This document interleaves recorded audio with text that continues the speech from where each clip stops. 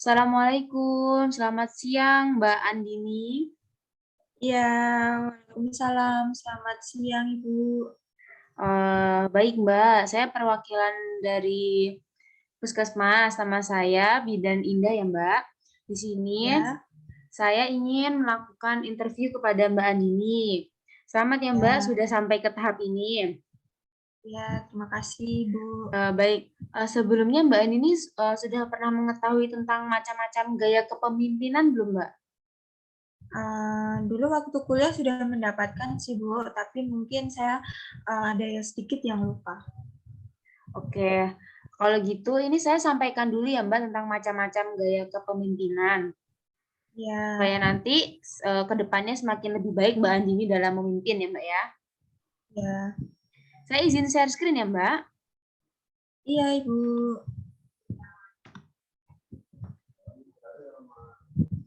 Apakah sudah terlihat Mbak? Sudah, Ibu. Baik. Jadi macam-macam gaya kepemimpinan itu ada demokratis, otoriter, partisipatif, dan bebas bertindak. Kemudian yang Ya, pertama itu adalah ciri-ciri dari gaya kepemimpinan demokratis. Yang pertama, beban kerja organisasi itu ditanggung bersama. Jadi tanggung jawab antara ketua dan anggota. Kemudian anggota itu dianggap oleh pimpinan itu sebagai komponen pelaksana dan diberikan tanggung jawab atas tindakan di organisasi tersebut. Kemudian eh, demokratis itu sifatnya disiplin tetapi tidak kaku dalam menyelesaikan masalah dan komunikasi antara pemimpin dengan bawahan itu bersifat terbuka dan dua arah. Kemudian yang selanjutnya itu adalah ciri-ciri otoriter. Yang pertama, kekuasaan itu dipegang oleh satu orang, biasanya oleh ketuanya. Jadi di sini ketua itu bertindak sebagai penguasa tunggal, kemudian nanti si ketua atau pemimpin ini memberikan perintah kepada anggotanya. Jadi di sini anggota itu bersifat sebagai pelaksana yang melaksanakan perintah dari pemimpinnya. Kemudian partisipatif, yaitu merupakan gabungan antara kepemimpinan otoriter dan demokratis. Jadi di sini pemimpin itu menyampaikan hasil analisanya, kemudian nanti pemimpin ini meminta usulan kepada anggotanya. Nanti pemimpin ini meminta agar anggotanya itu untuk memberikan kritik atau sarannya terhadap saran dari si pemimpin itu gitu. Kemudian nanti keputusan akhirnya itu oleh kelompok bebas bertindak. Yang terakhir itu adalah gaya kepemimpinan bebas bertindak, yaitu pimpinan itu melimpahkan seluruh wewenangnya kepada anggotanya.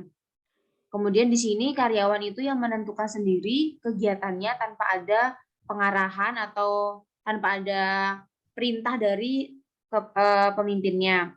Kemudian keputusannya itu lebih banyak dibuat oleh para bawahan atau anggotanya itu. Kemudian kebijaksanaannya itu lebih banyak dibuat oleh para anggotanya itu juga, dan karyawan itu juga yang mengevaluasi cara kerjanya. Jadi semua kegiatan di organisasi tersebut itu yang melakukan itu adalah para anggotanya gitu. Itu Mbak Andini untuk gaya kepemimpinan hanya ada itu saja. Ada yang ingin ditanyakan Mbak? Sepertinya belum, Ibu. Sudah Oke. jelas.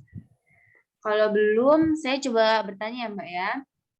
Menurut Ya. Mbak Andini, dari semua gaya kepemimpinan ini, mana yang menurut Mbak Andini paling baik gitu?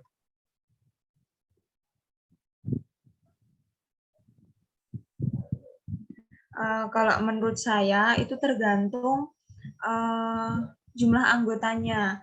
Kalau di anggotanya itu sedikit, bisa dikontrol dengan hitungan jari lah, tidak banyak, itu saya lebih condong ke demokratis. Demokratis soalnya kalau demokratis itu kan semua bebas berpendapat juga, tapi yang memutuskan juga ya atasan juga bebas berpendapat.